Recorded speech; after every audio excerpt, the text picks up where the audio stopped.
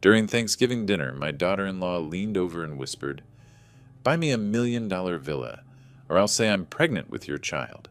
Your son will hate you forever." I calmly got up and did something. 5 minutes later, my son looked at her and said coldly, "We're getting divorced." You won't believe what happened next. Before we continue, please subscribe to the channel and write in the comments what time it is where you are now. The phone rang while I was loading the dishwasher. Thursday evening, nothing special, just another quiet night in my Phoenix house. I dried my hands on the towel and picked up. "Dad, you sitting down? Agnes is pregnant. 6 weeks along. You're going to be a grandfather." Joel's voice cracked with excitement, and I felt something warm spread through my chest. A grandfather? My Linda would have cried happy tears. "Joel, that's wonderful. Your mother would be so happy." "When did you find out?" "Just yesterday. We wanted to tell you first before anyone else." We talked for 20 minutes. He sounded like the boy who'd brought me drawings from kindergarten, eager and proud.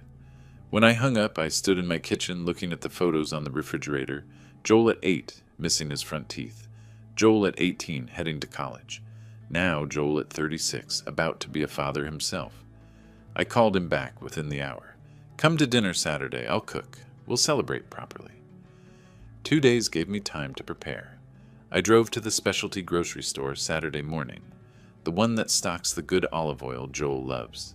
I picked up ingredients for roasted chicken with herbs, the jalapeno, cornbread he'd always requested as a kid, roasted vegetables, and a chocolate cake from the bakery Linda used to favor. I selected a California red wine, something appropriate for celebration. At home, I dusted the dining room table I rarely used anymore, set out the good plates, the ones with the blue rim. I arranged photos on the mantel, baby Joel in the bath, toddler Joel on his first tricycle. The house smelled like rosemary and garlic by the time 6 o'clock arrived. Their car pulled into my driveway exactly on time. Joel drove a sensible Honda, 3 years old, well-maintained. They climbed out together, Agnes in a flowing dress that didn't yet show anything, Joel in slacks and a button-down shirt. He hugged me hard at the door. "Thanks for this, Dad. It means everything." Agnes kissed my cheek, her perfume expensive and strong. "Neil, you didn't have to go to all this trouble." "Nonsense. My first grandchild deserves a proper celebration." We settled in the living room first. Glasses of wine for Joel and me, sparkling water for Agnes. She perched on the edge of the sofa, one hand resting on her flat stomach. The gesture looked practiced, almost theatrical. "How are you feeling?" I asked her.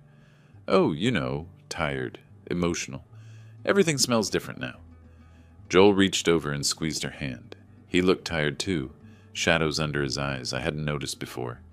Dinner started well enough. I brought out the chicken, golden and fragrant, surrounded by roasted carrots and potatoes.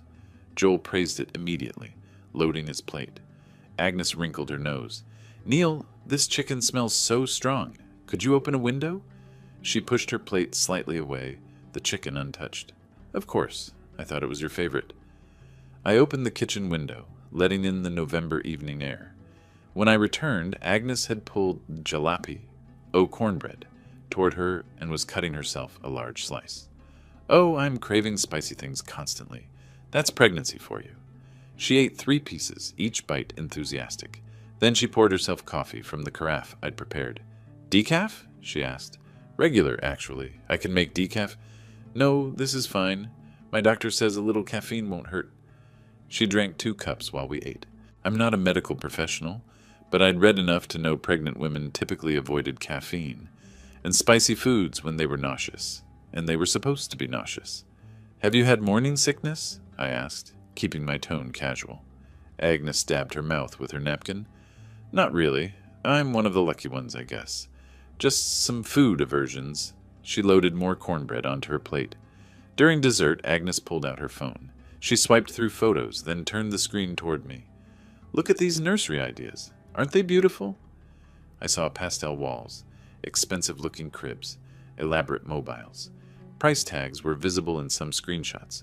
$200 for a crib, $800 for a glider chair. "Very nice," I said carefully. She swiped again, showing me photos of their apartment. 2 bedrooms, modest but clean. She zoomed in on the second bedroom, currently set up as an office. It's barely 900 square feet.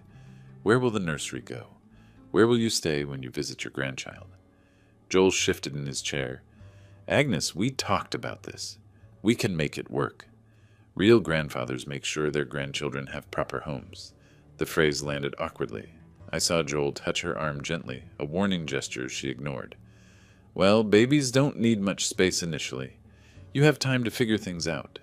Agnes's smile tightened. Time? Children from good families grow up in houses, Neil, with yards. Don't you want the best for your grandchild? Of course I do. But I'm sure you two will make whatever space you have wonderful. We've been looking at places in Scottsdale. 3 bedrooms, proper yards, good school districts. She swiped through real estate listings now, showing me houses with price tags between $600,000 and $800,000. Joel stared at his cake, fork motionless. Those are beautiful homes, I said, but that's a significant investment. Family takes care of family, right? She said it lightly, but her eyes stayed fixed on mine. I'd seen that look before in my firefighting days, when someone was trying to convince me a situation wasn't as dangerous as I knew it was. Of course, family helps family, within reason. Agnes set her phone down with a deliberate click. Reasonable. Right. The conversation shifted to safer topics after that. Joel's work at the dealership, my retirement routines. But Agnes had become quieter, her hand moving to her stomach periodically in that rehearsed gesture. Joel kept glancing between us, anxious.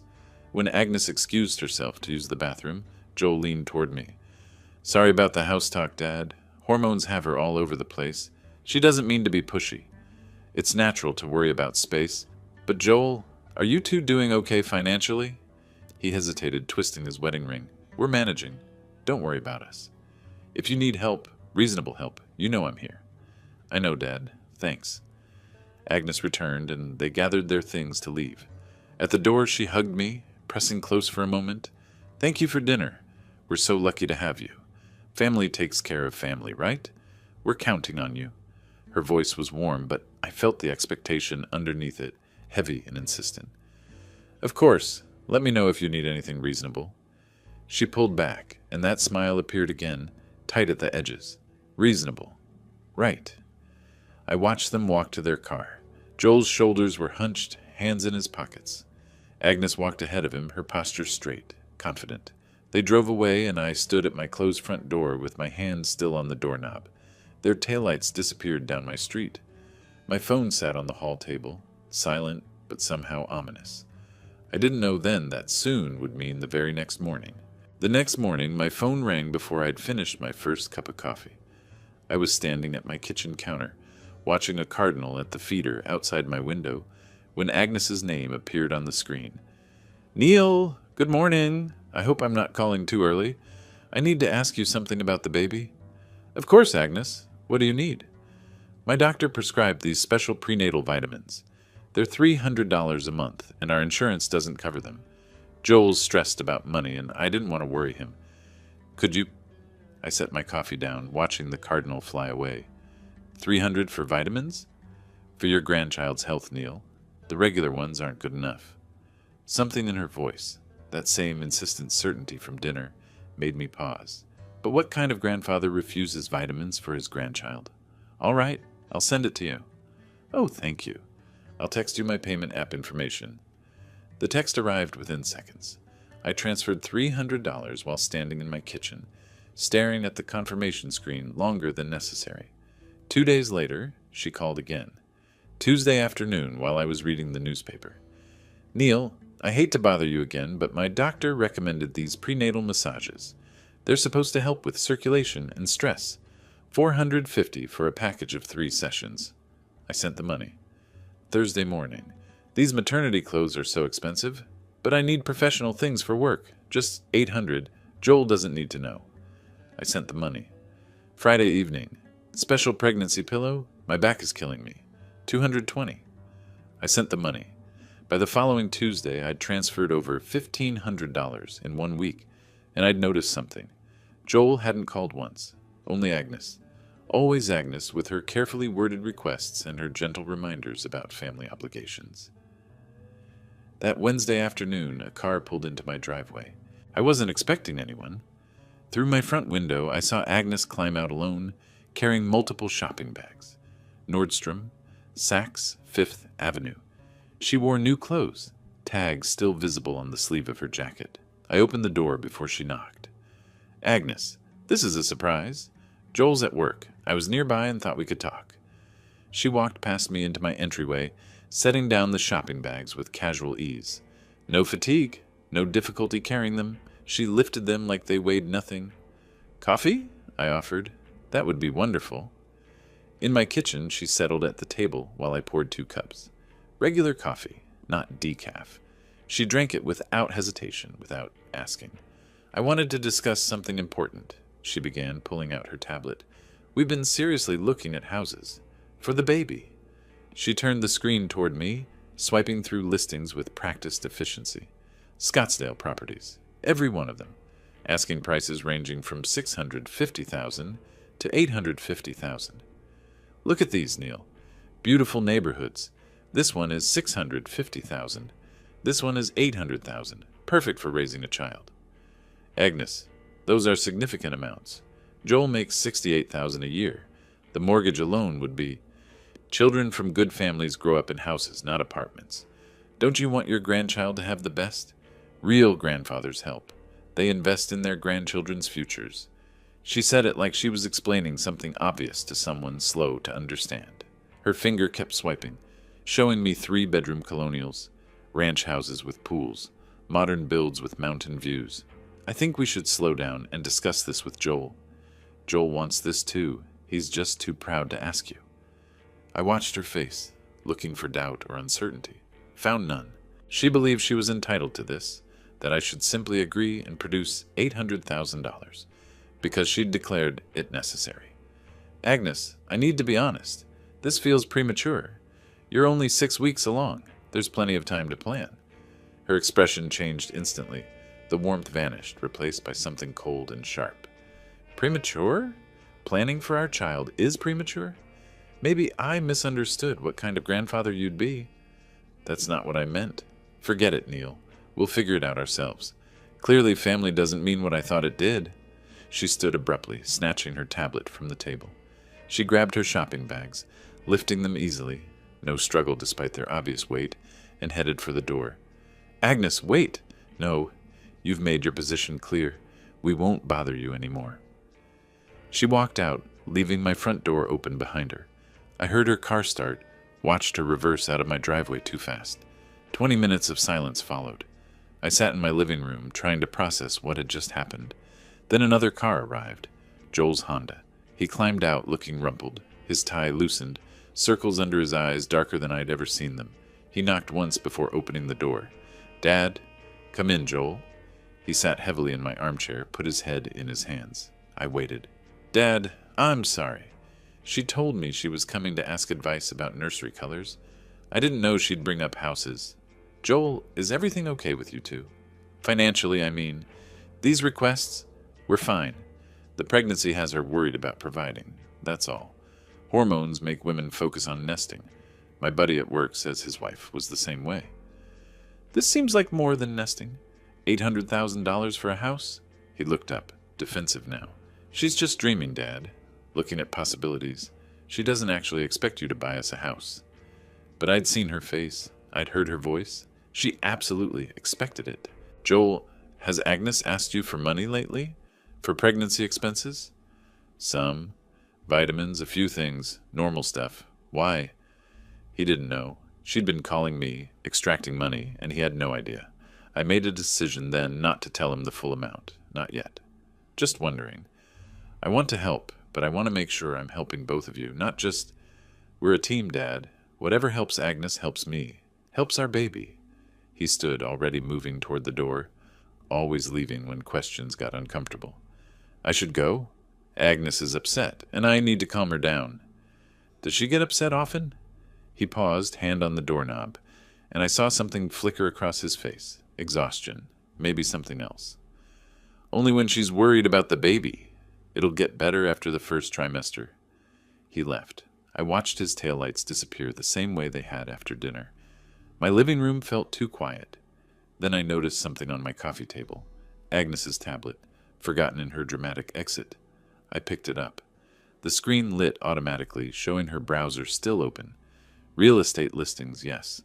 But underneath, in her recently viewed tabs, luxury car dealerships, Mercedes and BMW models in the $100,000 range, vacation resorts in Cabo San Lucas, designer furniture stores, jewelry websites showing diamond bracelets. I set the tablet down like it had burned my hand. Something was very wrong here, and I needed to find out what. I set the tablet down and made a decision. I needed to know the truth, whatever it cost me. The screen stayed lit for another 30 seconds before going dark. I pressed the home button and swiped through Agnes's browser history methodically, the way I'd once checked equipment before entering a burning structure. Everything had to be documented. Everything had to be verified. The searches were dated. Pregnancy symptoms to fake. 3 weeks ago. When to tell family about pregnancy? 2 weeks ago. Luxury homes, Scottsdale. Yesterday. She'd been planning this from the beginning. I took out my phone and photographed each screen. The timestamp feature activated automatically. Evidence, my training whispered. Always preserve evidence. Shopping carts filled with designer furniture. Saved listings for Mercedes sedans.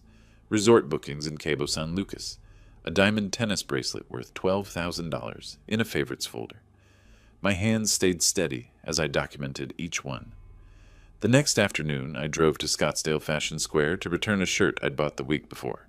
Simple errand, nothing unusual. I was crossing the courtyard near Nordstrom when I saw her.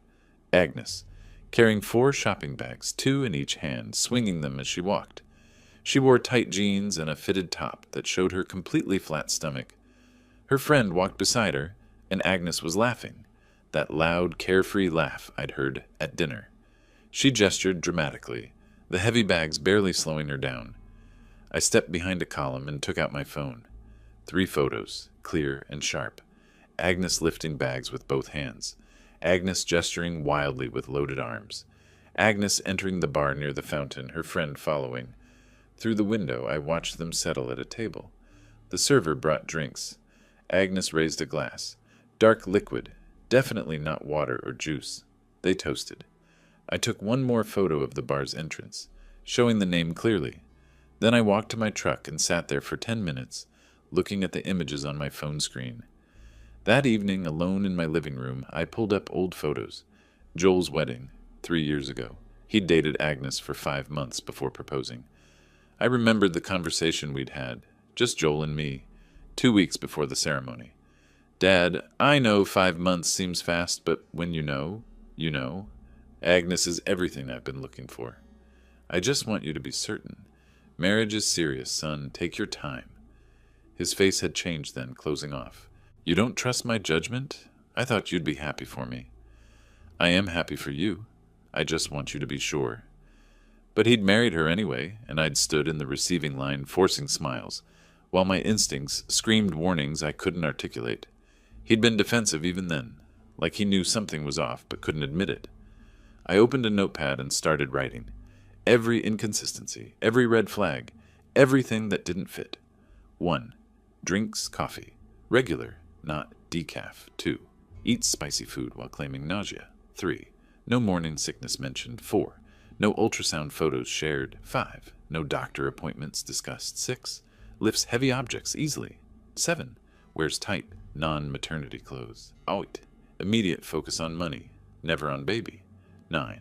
Shops for luxury items while claiming financial stress. 10. Drinks, alcohol in public. 11.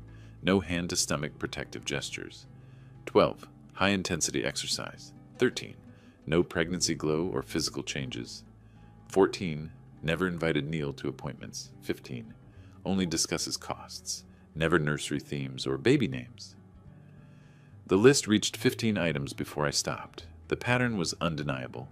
The next morning, I drove downtown to meet Thomas Ryder. His law office occupied the 14th floor of a high-rise with views of the Phoenix skyline. The receptionist showed me to a conference room where Ryder waited, mid-50s, graying at the temples, expensive suit. We shook hands, and I sat across from his polished desk. Hypothetically, if someone made false accusations against me, serious ones that could destroy my relationship with my son, what protection do I have? Ryder leaned back, fingers steepled. In Arizona, defamation requires proving the statement was false and caused damages. False accusations of criminal behavior are particularly serious. What kind of accusations concern you? The kind that would make my son never speak to me again? The kind that would be my word against theirs? Document everything. Arizona is a one-party consent state for recordings. If you're part of a conversation, you can legally record it. Keep records of all financial transactions. If accusations do come, you'll need evidence. I nodded, absorbing this. What about medical records? Can someone claim pregnancy without medical proof? Legally, pregnancy status can be verified through medical records, but those are private. However, insurance claims, pharmacy records, and doctor appointments create paper trails. Their absence can be significant. We talked for 50 minutes. I paid him $350 by check and left with a business card and clear instructions. Document, record, preserve evidence. That evening, my phone rang. Joel. Hey, Dad. Agnes mentioned she left her tablet at your place. Have you seen it? I have it. I'll drop it off tomorrow. Actually, could you bring it by tonight? She needs it for something important. I paused, choosing words carefully. How's she feeling? The pregnancy going okay? Yeah, fine. Tired a lot. You know how it is. Has she had her next doctor appointment yet? A slight hesitation. It's next week, I think. Listen, about the tablet. I'll bring it over within the hour. But 40 minutes later, I sat in my truck outside Joel's apartment building with the tablet in a bag on the passenger seat. Through the second-floor window, I could see shadows moving, Joel and Agnes, probably wondering where I was. Returning the tablet would put them on guard, make them more careful.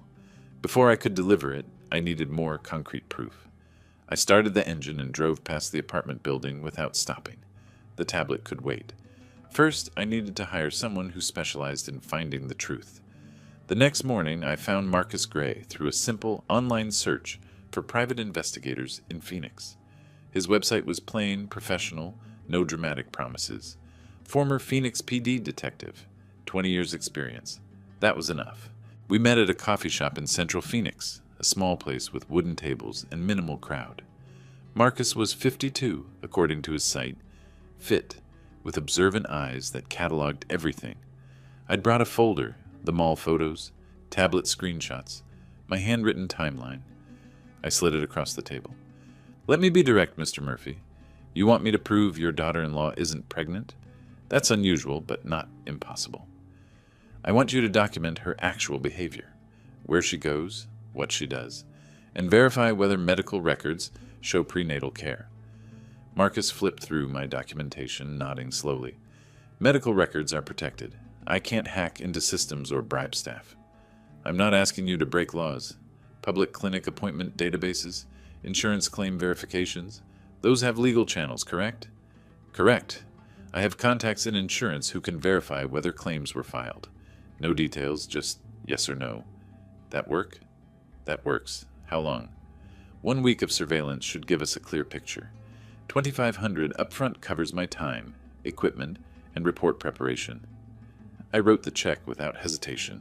My hand didn't shake. The waiting was harder than I expected.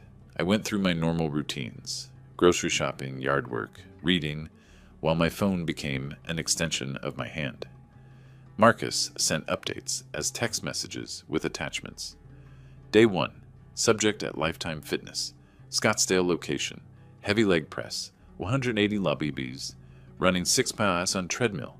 No physical restrictions evident. Photos attached. I opened the images. Agnes in workout gear, her stomach flat and toned in fitted athletic wear. She was using a leg press machine with 8 45-pound plates visible. The treadmill display showed her speed and incline. A pregnant woman couldn't do that. Day 2. Subject observed at 3 locations. Lunch at True Food Kitchen. Shopping at Kierland Commons. Evening at Postino Wine Cafe. Video attached. The video showed Agnes and another woman at Postino's patio. The server brought drinks. Agnes raised a wine glass, clearly red wine, and took a long drink. Day 3. Subject at Pure Bar, Scottsdale. 60-minute class. Full participation, including core work. Video documentation complete. I saved each file to a password-protected folder on my computer, labeled Evidence. Day 4. Subject shopping, Scottsdale Fashion Square. Purchased items from 3 stores. Carried multiple heavy bags unassisted. Wore fitted clothing, no maternity wear. Day 5. Medical verification complete. No OB/GYN visits in system. No pregnancy-related insurance claims filed. Documentation attached. That afternoon, I finally drove to Joel's apartment to return Agnes's tablet. I'd made excuses all week, busy schedule, feeling under the weather, but I couldn't delay any longer without raising suspicion. I parked in the lot below their building. Their balcony door was open, the screen letting evening air into their apartment. Then I heard Agnes's voice, clear and carrying in the quiet. She was on the phone, standing at the balcony railing. I took out my phone, opened the voice recorder app, writer's advice echoing in my mind, and pressed record. "I'm telling you, Sarah, the old man is totally buying it. He's already given us over $1,500 for random stuff." I sat frozen, phone recording. "Joel, he doesn't know the half of it. He thinks I'm just being enthusiastic about the baby. He has no idea I'm working his dad for the down payment." Her laugh was light, amused. "Another week, maybe 2. I'll push harder at Thanksgiving. Family guilt works wonders. By Christmas, we'll have the house commitment." More laughter. "Please, like I'd actually have a baby right now. This body took too much work to ruin with pregnancy, but Neil doesn't need to know that until after we get what we need." I stopped the recording. 3 minutes, 12 seconds. Every word documented. I set the tablet on their doorstep, knocked once, and walked away before anyone answered. That evening, Marcus delivered everything to my house. 43 photographs, 12 video clips, medical verification from 3 sources, insurance confirmation, timeline documentation. He spread it across my kitchen table. "Everything's documented here. This is comprehensive. Will this hold up if needed legally?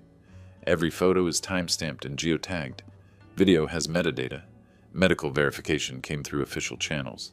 Insurance confirmation is from a licensed agent. Yes, it'll hold up. And the timeline you created? 5 days of documented behavior inconsistent with pregnancy, intense exercise, alcohol consumption, no medical care, no physical symptoms. Combined with the absence of any medical paper trail, the conclusion is clear. Thank you, Marcus. This is exactly what I needed." After he left, I sat alone reviewing everything. Photos in one pile, medical documentation in another, timeline in the center. I added my recording of Agnes's phone conversation. The audio file played on my computer, her voice clear and unmistakable, like I'd actually have a baby right now. 35 years as a firefighter taught me one critical lesson. Emotion gets people killed. You assess the situation, you make a plan, you execute with precision. This was no different. Agnes had made a miscalculation. She thought I was a soft target, an old man too desperate for a grandchild to question anything. She was wrong. I placed everything in my safe, spinning the combination lock until it clicked. Thanksgiving was in 10 days. Agnes had mentioned twice that she expected me to host. Family tradition, she'd called it. I'd agreed. Perfect. I picked up my phone and texted Agnes, "Looking forward to Thanksgiving dinner. I have something special planned." Her response came within seconds. A smiley face emoji and "can't wait." She had no idea how special it would be. The 10 days before Thanksgiving passed in careful preparation. I cooked, I cleaned, and I rehearsed. The digital recorder sat on my kitchen counter, small and unassuming. I tested it 3 times to ensure the battery would last through an entire evening. Everything had to be perfect. I prepared a traditional meal, turkey with herb butter, cornbread stuffing, roasted Brussels sprouts, cranberry sauce from scratch, pumpkin pie with whipped cream.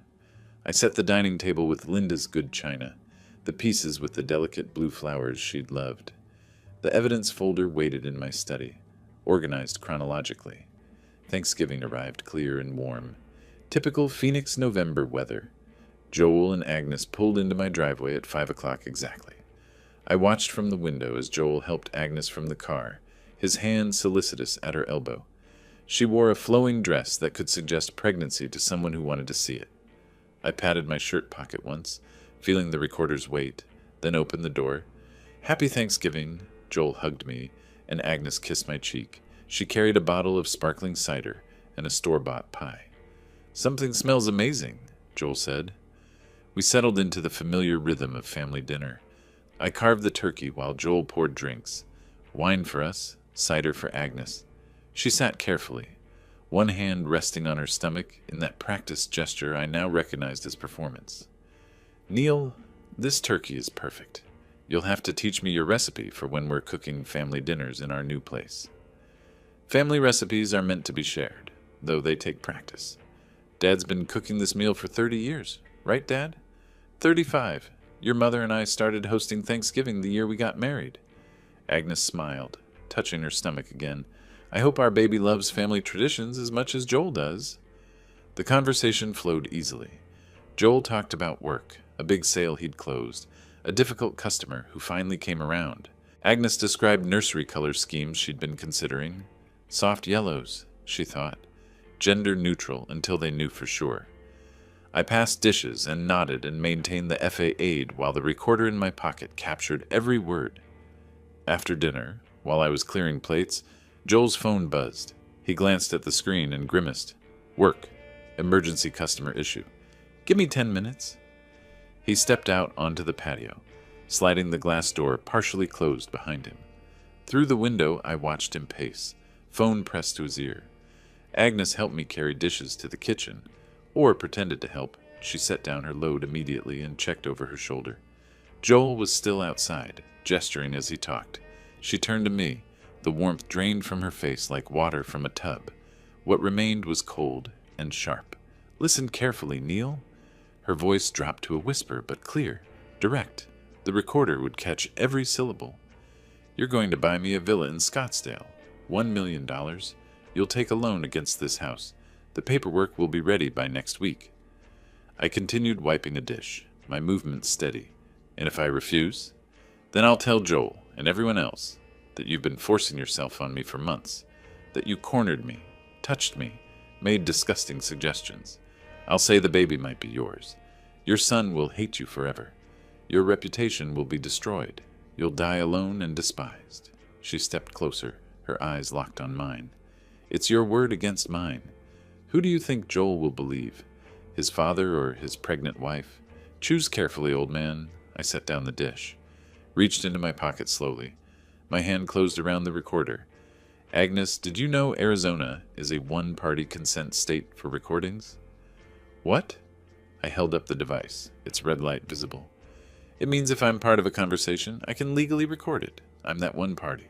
And this has been recording since before you arrived tonight." Her face paled, actually drained of color, like blood retreating. "You're bluffing. Let me play it back for you." I pressed rewind, then play. Her voice emerged clear and damning. "You're going to buy me a villa in Scottsdale. $1 million. I stopped it. "Would you like to hear the rest? The part where you threatened to falsely accuse me of assault?" She backed away, shaking her head. "You can't. That's not... Joel won't believe." "Let's ask him. But first, let me show you something else." I walked to my study, Agnes following at a distance. The folder sat exactly where I'd left it. I carried it back to the kitchen and spread its contents across the counter. "These are from Lifetime Fitness, dated across 5 days last week. Notice the weights? 180 pounds on the leg press, 6 miles per hour on the treadmill." Agnes stood frozen, silent. "This is from Pastino Wine Cafe. That's you drinking alcohol. This video is time-stamped." I laid out another document. "This is medical verification from 3 Phoenix clinics. No OB/GYN appointments. None. This is insurance confirmation. 0 pregnancy-related claims filed." Photo after photo, document after document, each one another nail in the coffin of her deception. There is no baby. There never was. Just a scheme to extort money from a man who wanted to be a grandfather. The patio door slid open. Joel stepped inside, tucking his phone away. "Sorry about that. Customer thought his car was..." He stopped. The tension in the kitchen was palpable. Agnes stood white-faced near the counter. I stood on the other side with evidence spread between us. "What's going on?" "Son, sit down. I need you to hear something." Joel's eyes moved from me to Agnes and back. He sat slowly at the kitchen table. I played the recording, all of it. Agnes's threat, clear and undeniable. Joel's face transformed as he listened, confusion melting into horror, horror hardening into something cold and final. When it ended, silence filled the kitchen. Agnes, tell me this is fake. Tell me he manufactured this somehow. She opened her mouth, closed it, opened it again. Joel, he's been harassing me for weeks. I was defending myself. Joel stood and picked up one of the gym photos. Are you pregnant? Yes or no? His voice was flat, empty. It's complicated. Yes or no. The silence stretched for 10 seconds. 15, 20. No. Joel set the photo down carefully. He pulled his car keys from his pocket. We're getting divorced. Agnes stood frozen, evidence scattered before her. Joel moved toward the door without looking back. He paused with his hand on the knob. Don't come home tonight. Find somewhere else to stay. The door closed behind him. Agnes whirled toward me, and for the first time I saw genuine fear beneath her rage. Her mouth opened, searching for words that might undo what had just happened. She found none.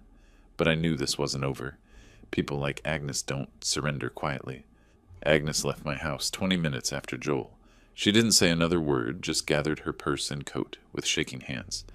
But as she reached the door, she turned back with a look I recognized from 3 decades of firefighting. The look of someone who's decided to fight fire with fire. I locked the door behind her and waited for the blowback. It came faster than expected. At 10:15, my phone rang. Mark, Joel's cousin from Tucson. Neil, what did you do to Agnes? She just called me sobbing. She says you've been harassing her, that you recorded her without consent, that you're trying to turn Joel against her. I walked to my living room window, looking out at the empty street. Mark, I need you to come to Phoenix and see some documentation before you make judgments. She said you'd have fake evidence. She said you've been planning this because you never liked her. Did she tell you she's not actually pregnant? Did she tell you she threatened to accuse me of assaulting her unless I bought her $1 million house? Silence on the line. Then, that sounds insane, Neil. Why would she do that? Come see the evidence. Bring Patricia. I have video, photos, medical records, a private investigator's report, and a recording of her threatening me, all legally obtained. Mark promised to think about it. 3 more calls followed. Aunt Patricia, Joel's second cousin from Mesa, a family friend I'd known for 15 years. Agnes was working fast, spreading her version before Joel could counter with truth. I answered each call the same way. Come see the evidence. Judge for yourself. The next morning, I woke to a text from Joel. Check Facebook. I'd never used social media. Creating an account took 15 minutes of frustration with passwords and profile setup. When I finally accessed Agnes's page, I understood why Joel had messaged. Her post was long, dramatic, carefully worded. When you stand up for yourself against toxic family members who weaponize lies against innocent women, you learn who your real friends are. Powerful men think they can silence victims with manufactured evidence and manipulation, but truth always comes out. To everyone supporting me through this nightmare, thank you. Your love means everything. No names, no specific accusations, just enough to seem like a victim's cry while avoiding legal liability. Dozens of comments followed, strangers offering sympathy and support. Several mutual acquaintances tagged Joel, asking if he was okay if Agnes needed help. I wanted to respond. To post the evidence publicly, let everyone see the truth. But Thomas Ryder's words echoed, never engage in public. Let your evidence speak in official channels. I closed the app and called Joel. 2 days after Thanksgiving, Joel showed up at my door with a duffel bag and circles under his eyes. She changed the locks, Dad. My own apartment. I had to talk to the landlord, who says legally I have to give her 30 days' notice even though she's not on the lease. We sat at my kitchen table, the same table where evidence had been spread just days before. Can you afford a hotel for 30 days? Not really. Between the deposits on the apartment and the money I've been spending on her pregnancy items? Stay here. We'll figure this out together. Joel's hands wrapped around his coffee mug. I feel like an idiot. How did I not see it? The signs were all there. Love makes us want to believe the best in people. That's not stupidity. That's being human. 4 days after Thanksgiving, Joel received a letter from an attorney. Not a good attorney. The letterhead was cheap. The office address was in a strip mall. But it was legal correspondence demanding attention. The attorney threatened to sue Joel for emotional distress, defamation of character, and unlawful recording. The letter demanded $25,000 to settle this matter quietly and avoid protracted litigation. Joel brought it to me, hands shaking. Can she do this? Will we have to pay? We're seeing Ryder tomorrow. Don't panic. Thomas Ryder's office felt solid and reassuring after the flimsy threat letter. We sat across from his desk while he read Agnes's attorney's demands, occasionally making notes. This letter is almost entirely bluff. Unlawful recording. False. Arizona is one-party consent. Emotional distress. No grounds when she was committing extortion. Defamation. The truth is an absolute defense against defamation. So we ignore it? I asked. Absolutely not. We respond, but not with emotion. We respond with facts and legal consequences for her. Joel leaned forward. What about the Facebook post? People are believing her version. Public opinion isn't a court of law. Let her dig that hole. Every false statement she makes publicly strengthens our potential defamation case against her. Ryder drafted a cease and desist letter while we waited.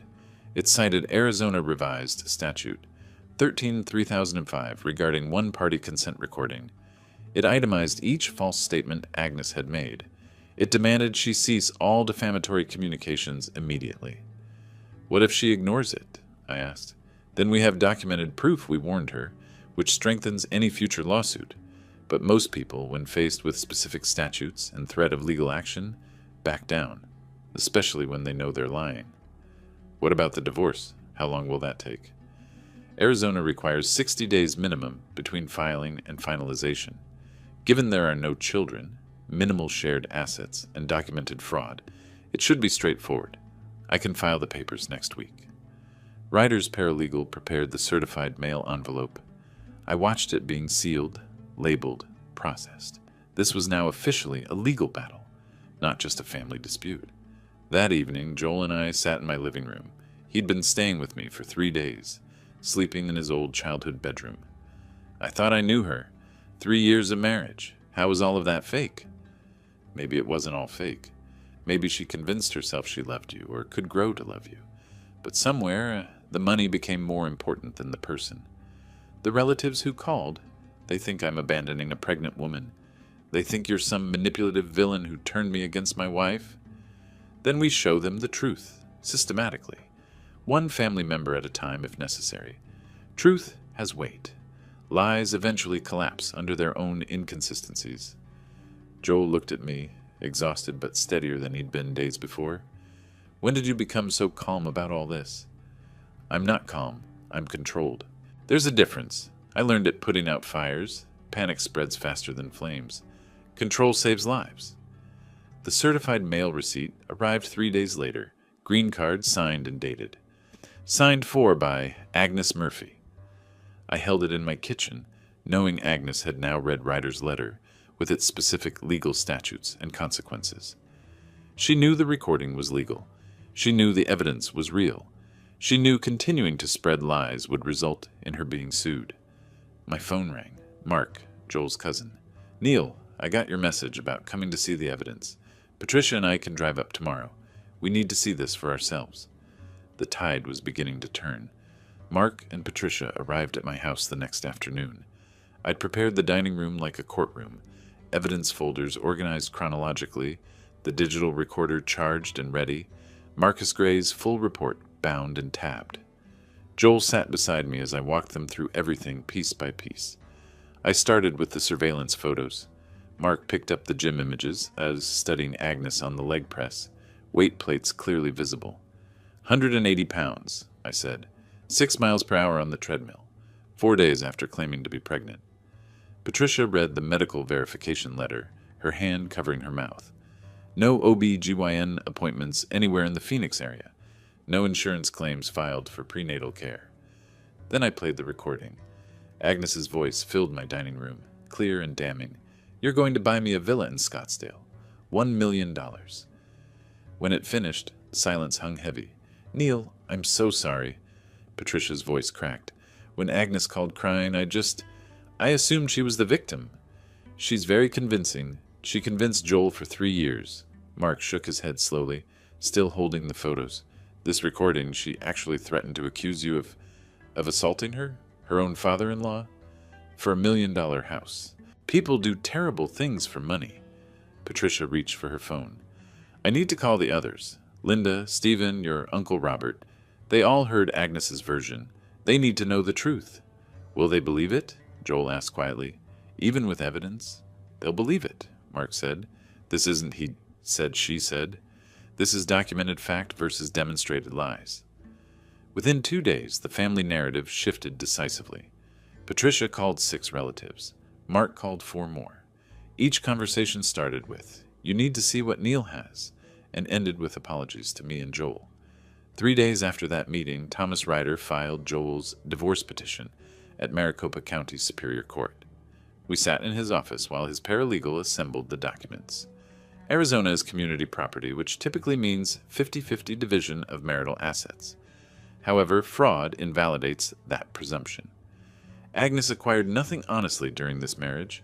Every request was based on a fabricated pregnancy. So she gets nothing? Joel asked. That's what we're arguing. The apartment is in your name only, leased before marriage. The car is yours. The furniture is yours. She has her personal items, and that's it. What about the money Dad gave her? The $1,500. That was given under false pretenses. Fraud. We could pursue restitution, but honestly, getting it back is unlikely and would cost more in legal fees than it's worth. I don't need the money back, I said. I need her out of Joel's life. Ryder charged $4,500 to handle the full proceedings. Joel paid from his savings, money he'd been setting aside for a house down payment with Agnes. The irony wasn't lost on either of us. The petition was thick with exhibits. Each piece of evidence I'd gathered became a numbered attachment. Exhibit A, surveillance photographs. Exhibit B, medical verification letters. Exhibit C, private investigator report. Exhibit D, digital recording of extortion threat. The process server delivered the papers to Joel's apartment at 2:47 p.m. on a Tuesday. Agnes signed for them. Her attorney, the cheap one, withdrew from her case 3 days later after reviewing the evidence. She found a divorce attorney willing to take her case for $3,000 up front. She didn't have it. She applied for a personal loan, 24% APR, and barely qualified. The debt began immediately, interest compounding daily. Meanwhile, Ryder filed a complaint with Facebook about her defamatory post. He attached evidence showing the statements were false, documented provably untrue. Within 48 hours, Agnes's phone displayed a notification. Your post has been removed for violating community standards. The post that had dozens of sympathetic comments that had made Joel and me look like villains simply vanished. 10 days after the divorce filing, Agnes lost her job. Miranda Chen, the salon owner, called her into the back office. Joel heard about it from Rachel, a stylist who still spoke to him. Miranda said she couldn't afford to have the salon associated with someone who fabricates pregnancies and threatens family members. Joel told me that evening. Someone posted the story in a Scottsdale beauty industry group. No names, but enough details that everyone figured it out. How did Miranda find out? The beauty community is small. Everyone knows everyone. Agnes cleaned out her station that afternoon. $42,000 a year, gone. Her professional reputation destroyed. Her daily structure eliminated. 12 days after filing, with proper legal notice served, and Agnes's attorney unable to contest it, she wasn't on the lease, had no legal right to the apartment. The eviction proceeded. The sheriff's deputy supervised as Agnes packed her belongings into her sedan. Joel wasn't there. He was at work, unable to watch. I offered to be present, but he declined. He needed that boundary. That evening, he came home to my house, his temporary home, and sat heavily at the kitchen table. The deputy called. It's done. She took her stuff and left. Where'd she go? Her mother's place, I assume. That's what her attorney mentioned in the filing. How are you holding up? He was quiet for a long moment. Honestly, I feel empty. Like the last 3 years were just fiction. A performance I didn't know I was watching. Some of it was real. The early days before the money became her focus. You loved her, and maybe she loved you too before greed took over. That's generous of you, considering what she tried to do. I'm not being generous. I'm being realistic. People change, sometimes for the worse. 2 days after the eviction, my phone rang. Unknown number. I almost didn't answer, but something made me pick up. Mr. Murphy? This is Carol Walters, Agnes's mother. I need to talk to you about my daughter. I should have hung up. I'd done what I needed to do. Protected my son, exposed the truth, ensured justice. But something in her voice made me listen. Carol Walters spoke in a measured tone that reminded me of crisis negotiations from my firefighting days, someone trying desperately to hold things together. Mr. Murphy, I'm not calling to make excuses for Agnes. I saw what she did. I need you to understand she's not doing well. At all. I sat down at my kitchen table and listened. She moved into her old bedroom here in Levine. She barely leaves it, doesn't eat properly, cries frequently. Mrs. Walters, I appreciate you calling, but this isn't something I can help with. I know, I'm not asking you to. I raised her better than this. I don't know where it went wrong. The greed, the lies. That's not how I taught her to be. People make their own choices, regardless of how they're raised. She's talking about the job rejections, the friends who won't return calls. She says everyone in Phoenix knows. I saw those Facebook posts. Someone shared the whole story. Truth has a way of spreading, Mrs. Walters, especially when it's documented as thoroughly as this was. She thanked me for listening and hung up. I sat there for a minute, staring at my phone. That evening I told Joel about the call. His first instinct was concern. Then he caught himself. I watched him struggle with it, the man who'd loved Agnes warring with the man who'd seen her true nature. Do you think we should do anything? Reach out somehow. What would that accomplish? I don't know. She was my wife for 3 years. Part of me still... I don't know what I feel. You feel conflicted. That's normal. The woman you married and the woman who threatened your father are hard to reconcile because they seem like different people. Maybe they are different people. Maybe I never really knew her. Or maybe both versions were real at different times. People are complicated.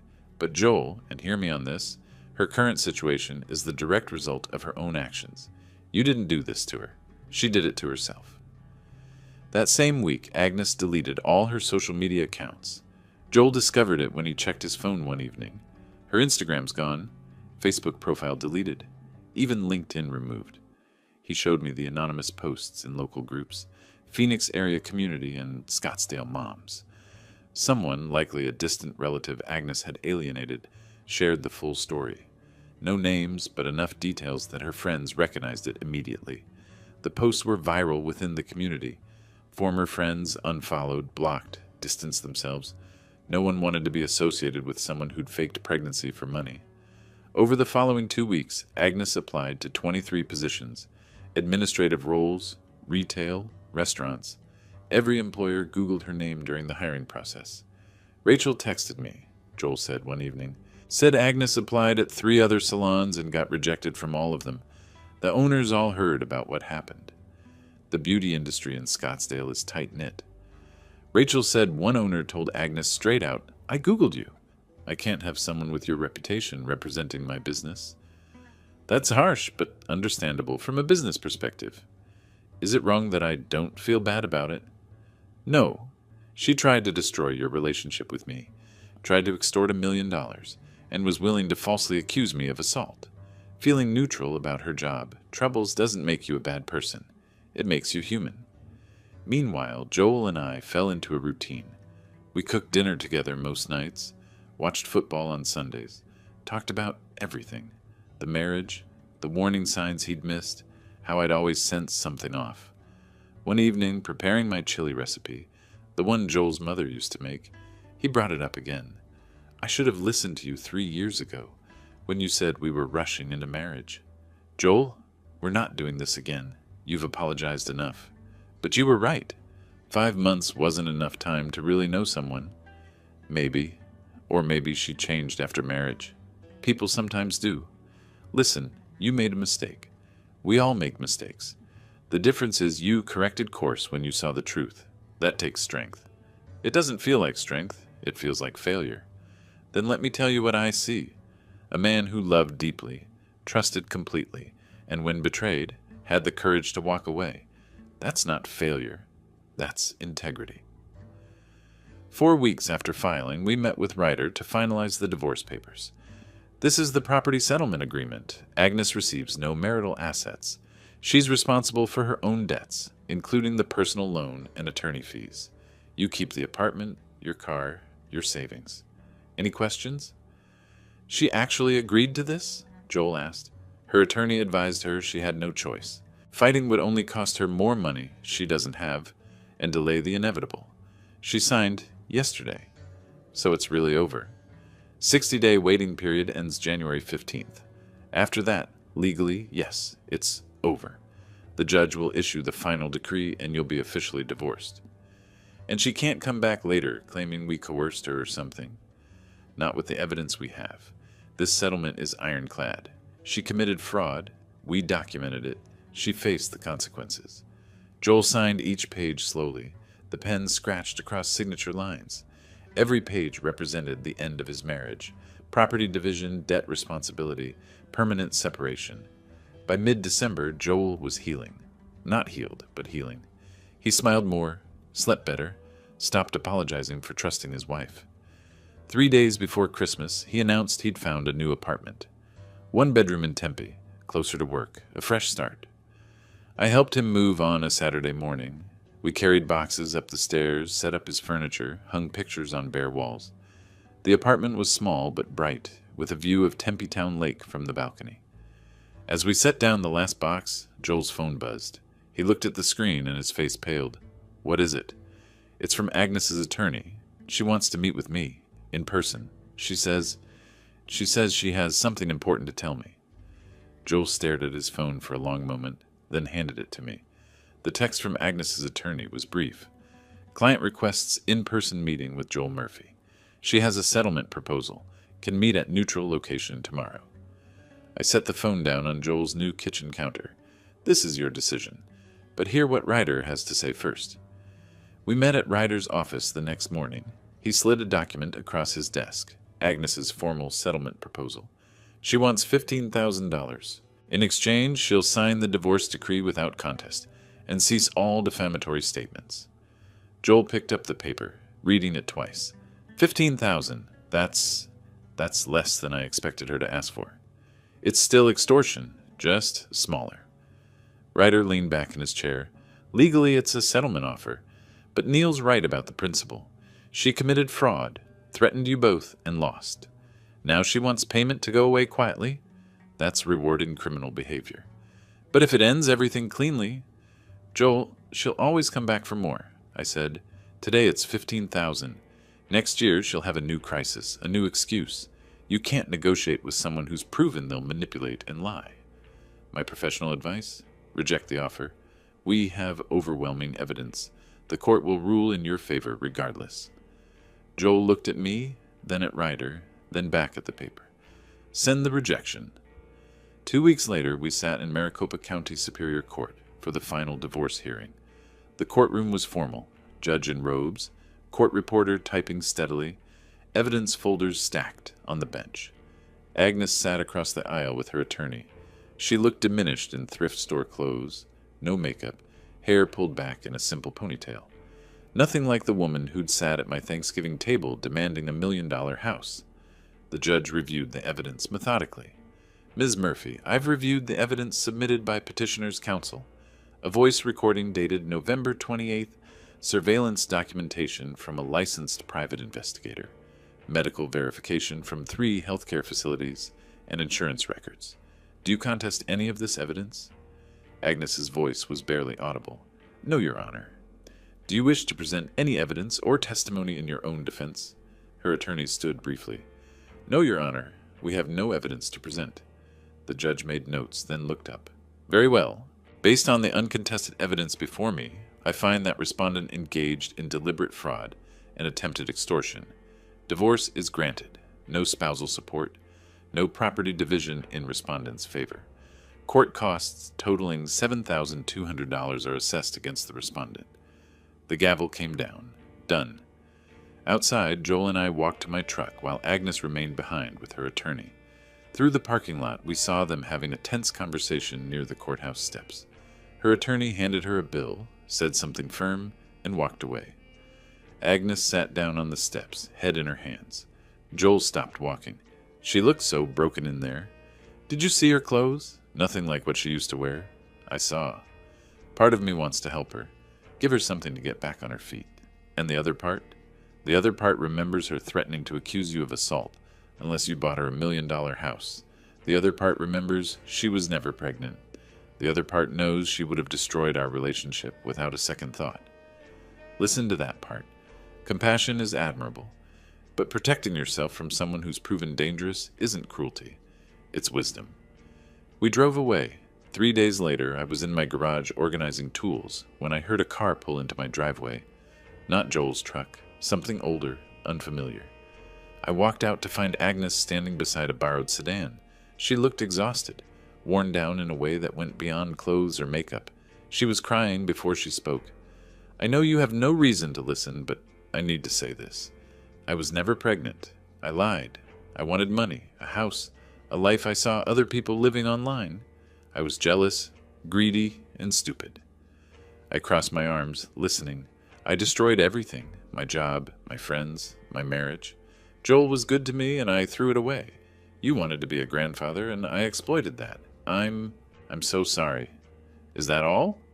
I want to apologize to Joel, properly, face to face. Please, I'm asking for just that, a chance to say goodbye with some dignity. That's not my decision to make. If Joel wants to see you, he'll reach out. I won't arrange it. Please, I'm begging you. Agnes, stop. I've heard your apology. I appreciate that you've acknowledged what you did, but an apology doesn't undo the damage or rebuild trust. She wiped her eyes, mascara free and red. You need professional help, a therapist, a counselor, someone who can help you understand why you made these choices. This level of manipulation doesn't come from nowhere. I can't afford therapy. I can barely afford rent. Then find a community health center. They work on sliding scales. But Agnes, you need to do the work. Real work. Not another scheme. Not another shortcut. Honest self-reflection and change. Do you forgive me? Forgiveness isn't mine to give for what you did to Joel. For what you tried to do to me. I don't wish you harm, but I also won't forget. Trust, once broken this completely, doesn't repair. You'll have to live with that. She cried harder. I understand. I hope you find a way forward, but it won't be with this family. Goodbye, Agnes. She drove away. I watched until her car disappeared down the street, then returned to my garage and picked up my wrench. Joel's truck pulled up 20 minutes later. He'd been at work, but came by to drop off some tools he'd borrowed. He saw something in my expression. What happened? I took a breath. Agnes was here. She apologized. Joel went completely still. And I told her goodbye. It's over, Joel. Really over. For the first time in months, Joel's shoulders relaxed completely. Joel sat on my porch steps, processing what I'd told him about Agnes's visit. She actually admitted everything? I nodded. Every lie, every manipulation. She asked to see you, to apologize in person. I told her that was your choice, not mine. Joel was quiet for a long moment. I don't want to see her. I don't need her apology. I just need to move forward. That's when I knew he'd truly healed. The 60-day waiting period expired in mid-January. The final divorce decree arrived in Joel's mail. Official, stamped, permanent. Joel Murphy and Agnes Walters were officially divorced. She'd legally reverted to her maiden name. Joel texted me a photo of the decree with the caption, "It's official." I sent back a single thumbs-up emoji. Agnes disappeared completely after that. No contact, no sightings, no social media presence. She was simply gone from our lives. 6 weeks after the divorce finalized, Joel called me from his dealership parking lot. "Dad, guess what? They promoted me to senior sales manager, $82,000 a year." "Joel, that's fantastic. When did they tell you?" "Just now. Sanders called me into his office, said my numbers have been outstanding, said I've shown real leadership during difficult personal circumstances. He doesn't know the half of what difficult circumstances meant. You earned this. Your work ethic earned this. I'm proud of you." "Thanks, Dad. I couldn't have gotten through any of this without you. You know that, right? We got through it together. That's what family does." The following week, Joel moved into a better apartment, a spacious one-bedroom in Tempe, much closer to my house. Only 15 minutes away instead of 30. I helped him move in, carrying boxes up the stairs, assembling furniture together. We argued good-naturedly about IKEA instruction diagrams. This shelf doesn't look right. Did we put it in backwards? I checked the instructions. Yep, the bracket's facing the wrong way. Joel laughed. Figures. Want to take it apart and redo it? That's what you do when something's wrong. You don't leave it broken, you fix it properly, even if it takes more time. Joel paused, understanding the metaphor. Yeah, you do. We established a Sunday routine over the following months. Joel came to my house and we cooked dinner together while watching football. Sometimes steak, sometimes the chili recipe his mother used to make. We talked about work, life, the future, but rarely about Agnes anymore. She'd become history, not a current presence. One Sunday in late July, Joel set down his knife and looked at me. You know what I realized? I haven't thought about Agnes in 3 days. That's the longest stretch since November. Time helps. Distance helps. Building new memories helps most. Do you think she's doing okay, wherever she is? I hope she's getting help and making better choices. But honestly, Joel, she's no longer our concern. We did what was necessary to protect ourselves. Her recovery is her own responsibility. I guess I still feel guilty sometimes, like I should have tried harder to fix things. You can't fix someone who's determined to break things. You can only protect yourself and move forward, which is exactly what you're doing. In late August, Joel volunteered at a community food bank event. There, he met Sarah Chen, a nurse at Phoenix Children's Hospital. She drove a 10-year-old Honda and talked passionately about her work with pediatric patients. They started dating slowly, carefully. Joel introduced her to me after 6 weeks of dating, much different from his 5-month rush with Agnes. She came to one of our Sunday dinners. She offered to help cook, asked me about my firefighting career with genuine interest, laughed at Joel's jokes without performing. After she left, Joel asked nervously, "So, what did you think of her?" "I think she's genuine. She asked real questions, listened to answers, didn't perform or pretend. We've only been dating 6 weeks. I'm taking it slow this time, learning from mistakes.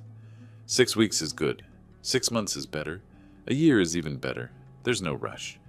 She knows about Agnes. Not all the details, but she knows I'm divorced and it was complicated. She didn't push for more information than I wanted to share. That's a good sign. Someone who respects boundaries tends to have healthy ones themselves. I'm not looking to jump into anything serious, but it's nice to just enjoy someone's company without ulterior motives. That's exactly how it should be." I'd spent roughly $7,000 total on Marcus Gray's investigation, on Thomas Ryder's legal fees, on court costs and documentation. Some might say that's expensive for revenge, but it wasn't revenge. It was justice. It was protection. It was ensuring that truth prevailed over manipulation. Every penny was worth it.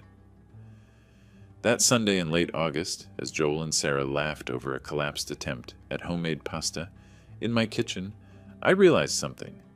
I'd spent months thinking I'd failed by not seeing Agnes's deception sooner. But that wasn't the lesson. The lesson was that I'd succeeded in the most important way. When I finally saw the truth, I acted decisively to protect what mattered. I'm not just a retired firefighter or a potential grandfather. I'm a guardian of my family. And that vigilance, that readiness to act when threats emerge, that's something I'll never retire from. Joel caught my eye across the kitchen and smiled. Sarah asked him a question about his childhood, and he launched into a story about the time we went camping in Sedona, and he was convinced a raccoon was a bear. Life moved forward. The scars remained, but they were healing scars now, evidence of survival rather than active wounds. Agnes had tried to destroy our family for money and status. She'd failed. We'd won not through cruelty or obsession, but through documentation, legal channels, and unwavering commitment to truth. That victory, quiet, legal, permanent, was sweeter than any revenge could have been. If you like this story, please like this video, subscribe to the channel, and share your impressions of this story in the comments. To listen to the next story, click on the box on the left. Thank you for watching.